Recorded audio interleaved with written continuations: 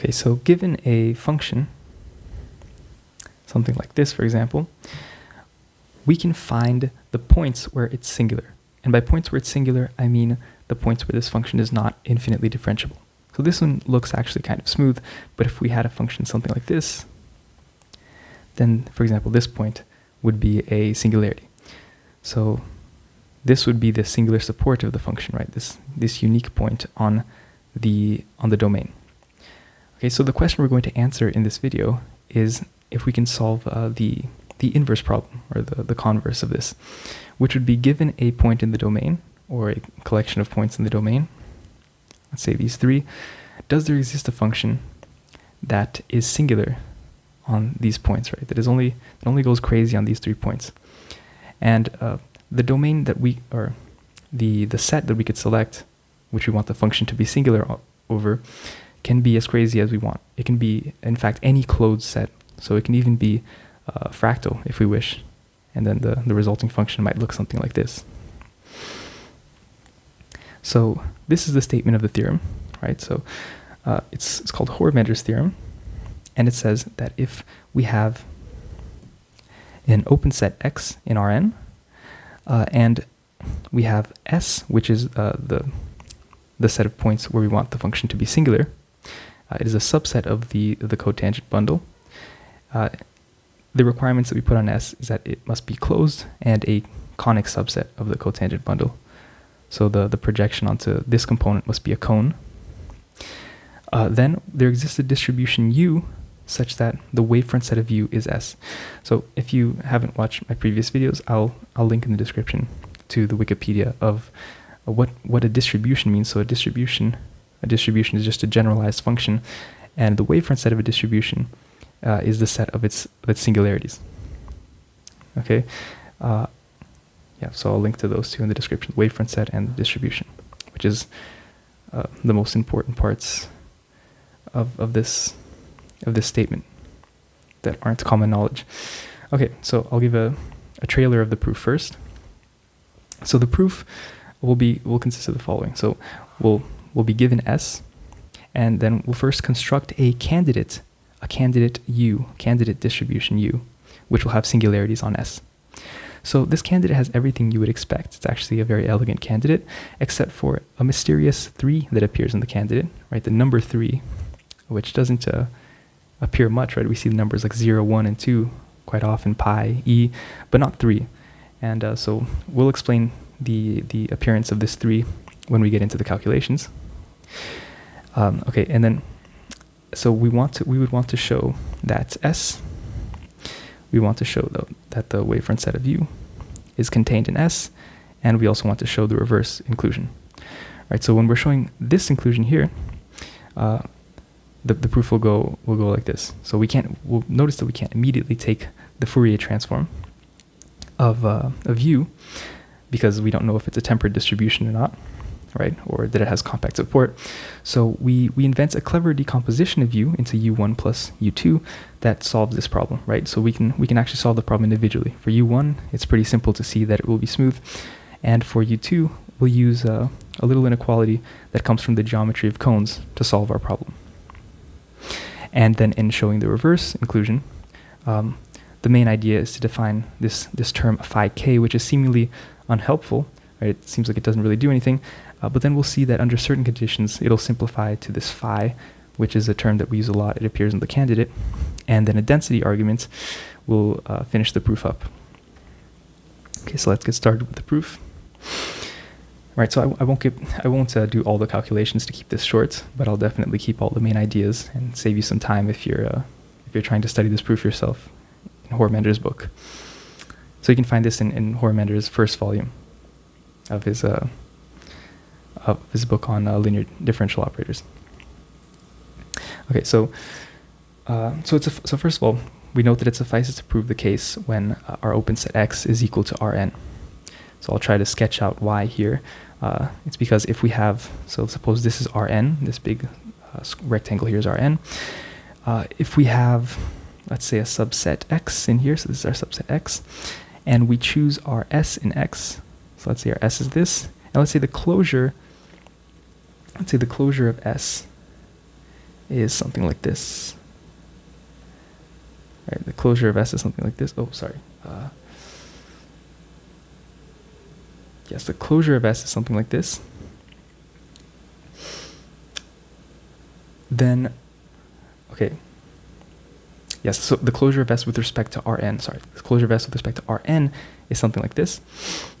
Then we consider this as like an X tilde or something, and we apply the version of the theorem that we're going to prove now, right, to this S tilde in Rn, and then we will get a distribution U whose singularities will be on this S tilde, right? And then all we have to do is restrict the domain of this distribution to X, and then we'll get the distribution that would be our result in just the X case, right? Okay, so that might have been a little bit confusing, but you can think through it yourself that in fact it's enough to prove this X equals Rn case. Okay, so suppose X equals Rn, and then we choose a sequence xk theta k inside our S, which is a closed conic subset of Rn, or the cotangent bundle, with these frequency components with absolute value 1. Okay, so these are just directions, right? Okay, and we want it to be dense. Actually, we want it to be dense in S, where the frequency components are just directions. Also, they're just all of modulus 1. Okay, so this is essentially a sequence that's dense in S, at least up to differences in modulus of the frequency components. Okay, so we now choose a test function whose Fourier transform at 0 is equal to 1. And then we're going to define the continuous candidate. You can check that it is in fact continuous, ux, and so this is the candidate. It's an infinite sum of k to the minus 2 of phi. In the argument of phi, we have kx minus xk, and then we have this oscillatory term, e to the I, k to the third. This is where our mysterious 3 appears, and then the inner product of x with theta k. Okay, so I should mention that every term in this candidate actually does make sense, right? I said everything makes sense immediately makes sense except the 3. So this k to the minus 2 serves the purpose of making the series converge. This oscillatory term here is actually what causes the singularities to form in S after the sum is taken. So actually none of these guys are singular individually, but after the sum is taken, what this guy causes in the Fourier transform is a bump to appear. So it causes a little bump of height 1 to appear at what point? At xi equals k cubed theta k, if I'm not mistaken. Anyway, it causes a bump to appear somewhere in the frequency space, and then when you sum over and take the Fourier transform, you'll see that the Fourier transform has a lot of bumps in convenient places that won't allow the Fourier transform of this guy to decay rapidly in certain directions, and then these directions will be exactly the directions that we asked for, right? The directions in S. Okay, and then so in the argument of this phi, we have everything multiplied by k to make sure that the supports of these guys get progressively smaller, and this will control the point that we center phi around. So this will guarantee that the singularities will form in the right spatial coordinates, and this will guarantee that the singularities will form in the right frequency coordinates. Right, so this is a nice candidate. We just don't know why this 3 appears here. Okay, so let's prove now this forward inclusion. So suppose that x0, xi0 is an S, and we'll actually show the contrapositive. So now we want to show that.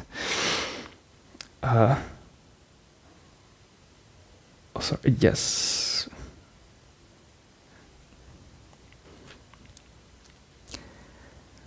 No, actually, yeah, we want to show that this. So suppose this is not an S. Sorry about that. This is not an S, and now we want to show the contrapositive. So we want to show that this is in fact.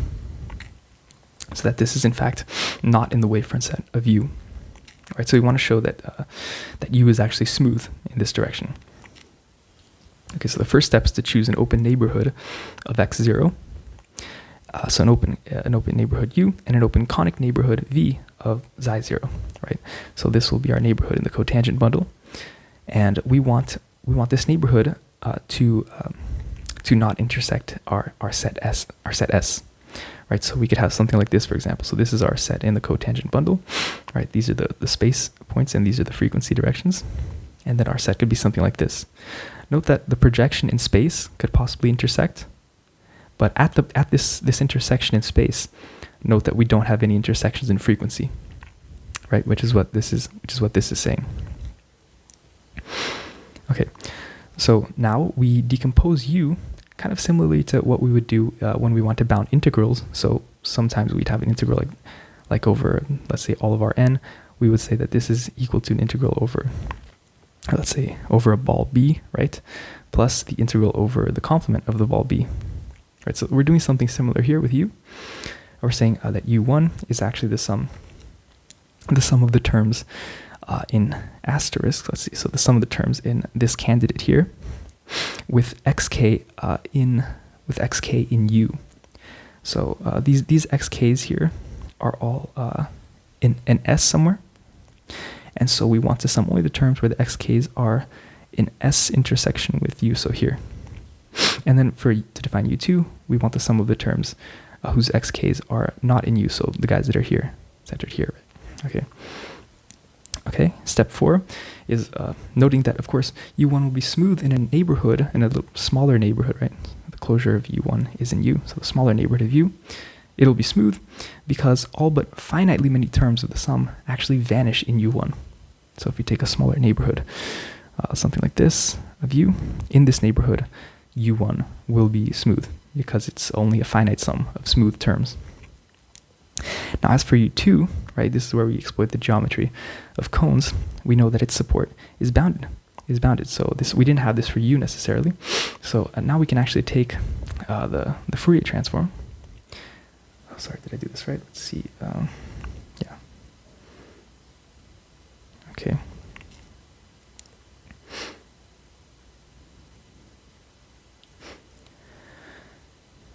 Right. Okay. So we can take the Fourier transform. And we get this. So this is one of the calculations I won't be doing, but it's just take the Fourier transform normally. Right. Okay. So this will actually just the Fourier transform of a function. And none of these theta k in here will actually be in V because of, remember, we set this condition. None of these theta k are in V. And so if we have a neighborhood V1 of xi0, another conic neighborhood that's slightly smaller than it, then we have this bound here, right? So this is where we exploit the geometry of cones, right? If we have a cone that is smaller than the other one, right, contained in the other one, so in this case V1 is contained in V, and then we have a direction that's inside the smaller cone and one that's outside the larger cone, we have this. We can bound the difference between these directions below by this sum, right? Okay. So then all we have to do is apply that here. In this case, we consider this theta to be, this xi to be the absolute value of xi here, and this absolute value of eta to be our k3, right? And so from here to here, we're just applying this geometry of cones idea, and then we just rewrite this guy like this, right? We just introduce this 3, just multiplying, dividing by 3. And here we use the AM-GM inequality, which I might post a video on soon, which says basically that the arithmetic mean is always larger than the geometric mean, right? So this is why we get from this to this here. So this is the arithmetic mean, and this is the geometric mean of these 3 terms. Then this is equal to this, right? And then to get to this last step here, we just note that that 3 over the cube root of 4 is less than 1. Right. Okay. Oh, sorry, I said less than 1. It's greater than 1. So if you just so if this is greater than 1, so if you choose 1 here, this entire term is going to be less than this term. Okay. So what does this mean? This means that we bounded this guy by this, which means that this argument of the Fourier transform of phi still grows to infinity polynomially as we take xi to infinity. So where's this phi? So we have this guy here, right? So this top guy we bounded below by this, and we had this k left over, but we also have this k dividing, so these k's go away. And essentially, inside this argument, what we're left with is a term something like this. And so obviously, as this guy goes to infinity, then this goes to infinity as well, polynomially.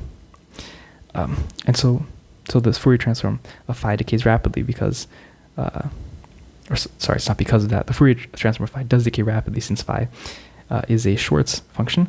So as we increase xi, this guy will continue to decrease rapidly.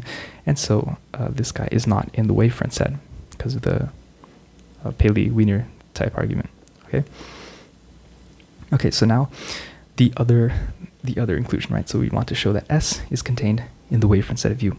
So this time we'll show it directly. We just take this direction in S, and we choose a cutoff function chi that's equal to 1 near x0. Okay, and we want to show that this direction is in the wavefront set of U. So now we want to show that the Fourier transform does not decay rapidly, right? Unlike the other case, we wanted to show that it does decay rapidly. Okay, so the first step is to define our phi k. And notice that we can rewrite this phi k in this other way, right? So this is the phi k that we defined that seems kind of redundant, or that we don't immediately see the use of. But so the first way that it proves itself useful is that we can calculate. I also won't be doing the calculation, but we can prove that it's a bounded subset of the Schwartz functions, right, of rapid decay, according to these semi-norms at least, right? So these are the semi-norms. You multiply by a polynomial of degree s, and then you take the derivative of degree alpha. And so for every pair of these guys, you have one semi-norm. Okay, so according to these semi-norms, this guy is in a bounded subset of S. And so if you take the Fourier transform of chi u, it's going to be a sum exactly like the Fourier transform of u2, right? Of where is it? This guy over here. Except we replace this phi hat with phi k hat. Replace the phi hat with the phi k hat. Okay, and yeah. But actually, so this is the second utility. The first utility of phi k is that this, and the second is that we can actually consider phi k equals phi when we take xk close to x0 and k large.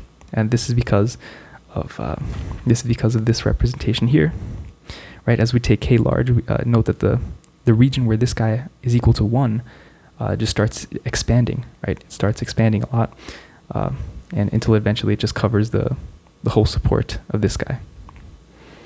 Okay.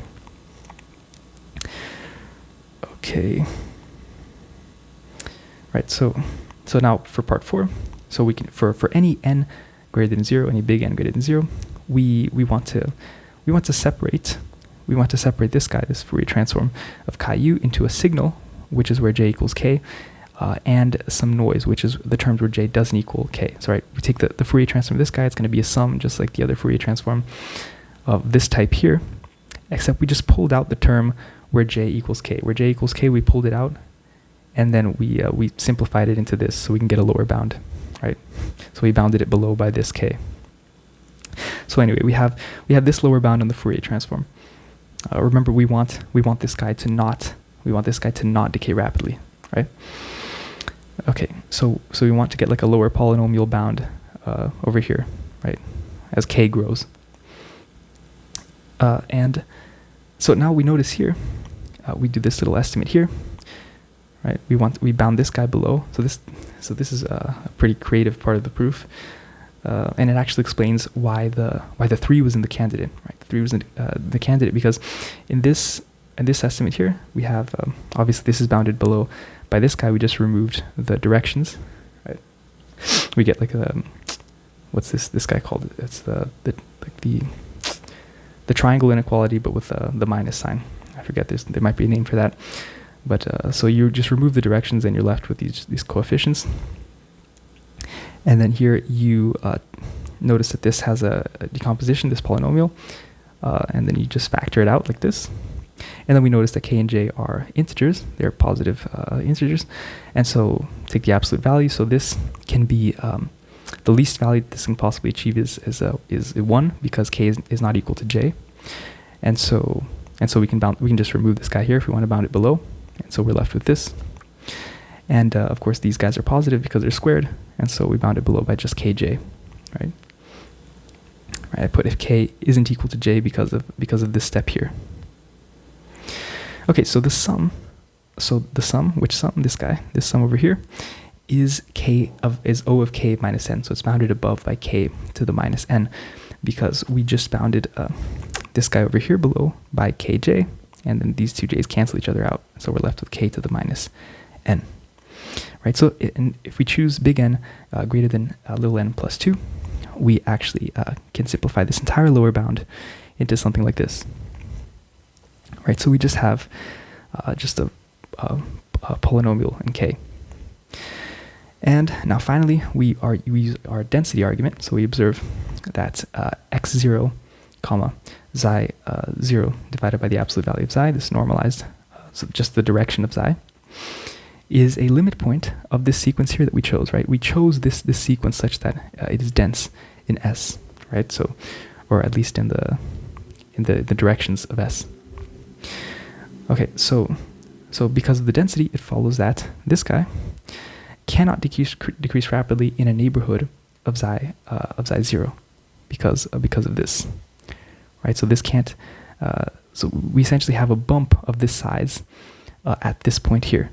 But these points are dense, are arbitrarily close to this direction, right? So we have bumps bounded by this polynomial arbitrarily close to this direction. So we can never have rapid decay in this direction, and this concludes the proof.